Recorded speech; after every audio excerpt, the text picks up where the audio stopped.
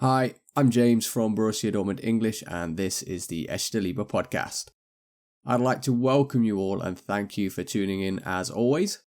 Now, with this being episode 3, it's clear to any new listeners that I haven't been doing this for very long, but already I feel like this is the most difficult period as of yet.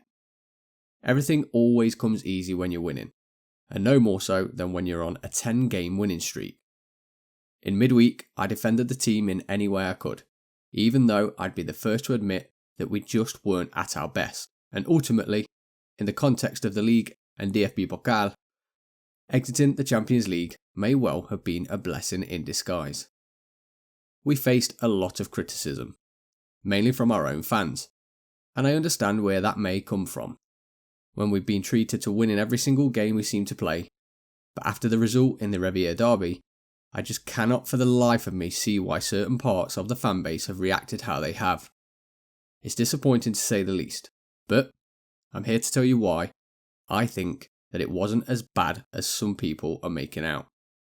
On the face of it, we had a team that was sat joint top of the Bundesliga and unbeaten in 8 league games, playing against a team sat bottom of the Bundesliga. What many are failing to mention is that Schalke were also unbeaten in their last 6 league games, and whether we want to accept it or not, they are one of the most informed teams in the league. If we go back to the 24th of January, you'll see that RB Leipzig put them to the sword at the Veltins Arena in a highly humiliating 6-1 loss. That clearly seemed to be the trigger for Thomas Reis's team to change their fortunes as relegation seemed a certainty. It's well known that Schalke then went on a 4-game streak where they drew 0-0. It almost became a bit of a running joke, but it was against teams that were anything but that. Draws away at Mönchengladbach and then Union Berlin were the standout results, but they then backed those up with wins against Stuttgart and Bochum in the lead up to the game against ourselves. Schalke were flying and had absolutely nothing to lose. They were quietly confident, whereas we had all of the expectation on our shoulders. We also had to deal with the loss of Marco Reus in the build-up, adding to the list that already contained Gregor Kobel, Julian Brandt, Karim Adeyemi and Yusuf Moukoko. You could almost say that we could see what was coming. The game was like any typical derby. It was hard fought and overall quite scrappy early on, with the best chance falling to the home team after a miss kick from Hummels. In Germany, as is always the case, the fans were the main spectacle, until Nico Schlotterbeck went on a run and then smashed his shot into the bottom corner. He has been magnificent since the World Cup and someone that now seems to be integral to whatever we do at either end of the pitch. Going into the second half, we knew that we would need another goal to really take the belief away from Schalke. But unfortunately, a rare mistake from Jude Bellingham gave the hosts the opportunity to break and score a well-worked goal through Marius Bülter. In the mother of all derbies, this was the worst thing that could have happened at the start of the second half, and you sense that the home crowd thought the tide had turned in their favour. We took a few minutes to settle back down, which was understandable. The Veltins was rocking, but a beautiful pass from Emre Can on the hour mark changed all of that. His through ball was inch perfect for Rafael Guerreiro to run onto and smash into the far top corner. Playing Rafa in midfield was something many fans had been calling for after he'd been deployed there regularly by previous coach Thomas Tuchel. His technical ability and quality on the ball were clear for all to see as he finished the game with a goal and an assist. There are rumours that he will be leaving on a free this summer after his current deal runs out. If this is the case, then I feel it's a big mistake on our part. He has had his fair share of injuries, but his quality and versatility are second to none. Let's hope something can be worked out, because if not, someone is going to get one hell of a player for nothing.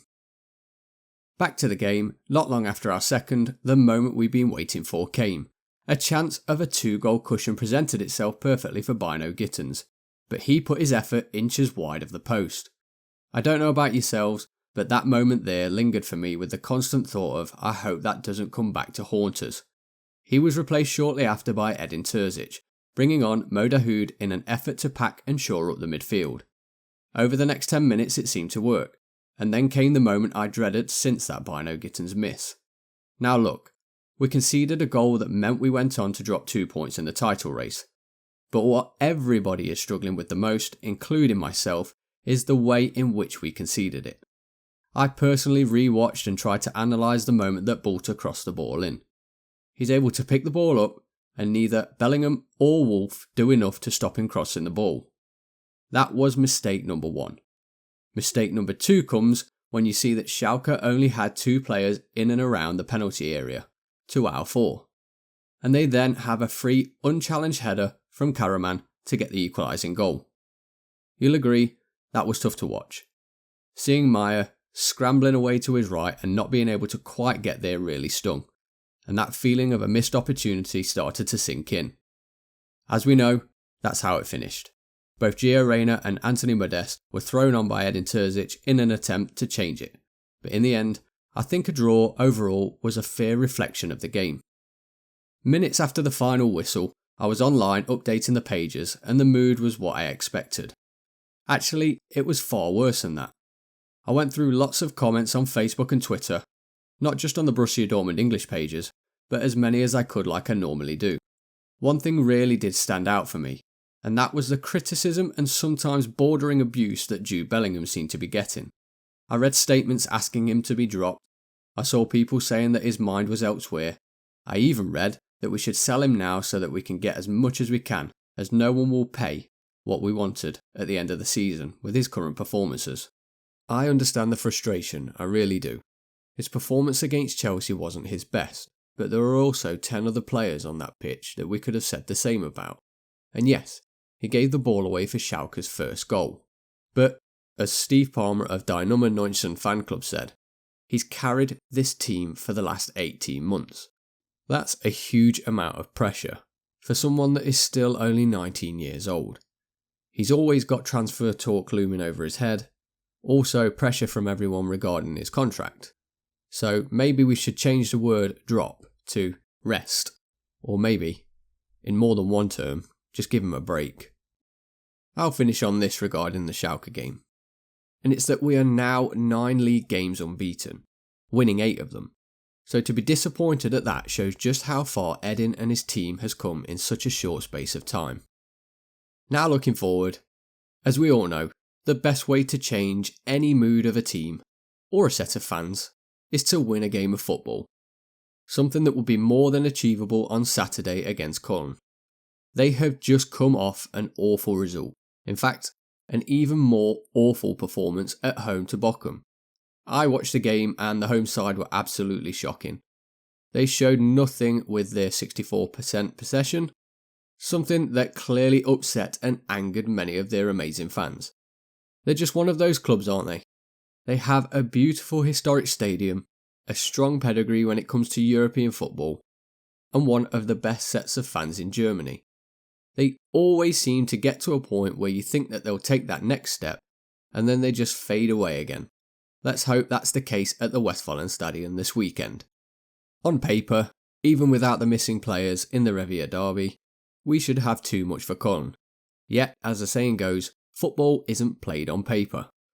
Luckily for us, Gregor Kobel, Karim Adeyemi and Marco Reus have all returned to training this week, and all 3 are believed to be in contention to take part. Against Schalke, we had twice the amount of completed passes, twice the amount of shots, and twice the amount of shots on target. With Reus and Adeyemi playing their part, I find it difficult to see us not taking all 3 points if the same was to happen again. Either way, this is just one of those fixtures that I love. There's a magic to it. 2 of Germany's historic footballing giants playing in front of the best fans and in the best stadium in the country. There really is no better stage than this for us to get that title charge back on track. With just 10 league games left and Bayern having one eye on the Champions League, this is probably the best chance that we've had at a title in the last decade. Hopefully, we can break that 10-year Bavarian dominance and finally be crowned champions of Germany once again. As ever, if you have managed to get this far in the show, then I'd like to say a huge thank you. Make sure that you hit that subscribe button, and if you want to support the show, you can become a Borussia Dortmund English member via the Patreon page, and this really does make a difference, so again, thank you. I'll put all of the links below, but for now, we have a huge game to look forward to. I'll see you all on the pages over the weekend. Take care everyone, and thank you for tuning in to the Echte Liebe podcast.